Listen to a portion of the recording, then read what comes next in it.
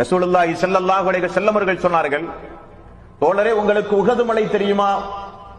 ஏதோ ஒரு வேலைக்காக வேண்டி நம்மை அல்லாஹ்வுடைய ரசூல் அந்த இடத்திற்கு அனுப்புகிறார் என்பதை நான் உணர்ந்தேன்.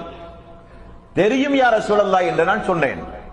ரசூலுல்லாஹி ஸல்லல்லாஹு அலைஹி வஸல்லம் அவர்கள் சொன்னார்கள், அந்த உஹது மலையை அல்லாஹ் தஆலா தங்கமாக மாற்றி என்னுடைய கையில் தந்தாலும் கடன் செலுத்துவதற்குரிய தீனார் போக மீதமுள்ள அனைத்தையும் ஒரே இரவில் நான் செலவு செய்து விடுவேன்.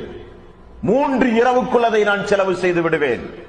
அபூதரை உங்களுக்கு தெரியுமா, அதிக செல்வம் உடையவர்கள் தான் மறுமை நாளில் நற்கர்மங்களில் குறைந்தவர்கள் என்றார்கள். யாரை தவிர? அல்லாஹ்வுடைய பாதையில் தான தர்மங்கள் செய்து சதக்காக்களை வழங்கி ஜக்காத்துகளை கொடுத்தவர்களை தவிர என்றார்கள். நபிகள் நாயகம் ஸல்லல்லாஹு அலைஹி வஸல்லம் அவர்கள் அந்த தோழருக்கு மேலும் சொன்னார்கள், செல்வம் யாருக்கு அதிகமாக உள்ளதோ அவர்கள் தெரிந்து கொள்ளட்டும் அபூதரே, அவர்கள் நற்பாக்கியத்தில் குறைந்தவர்கள், அல்லாஹ்வுடைய பாதையில் செலவு செய்தவர்களை தவிர என்றார்கள்.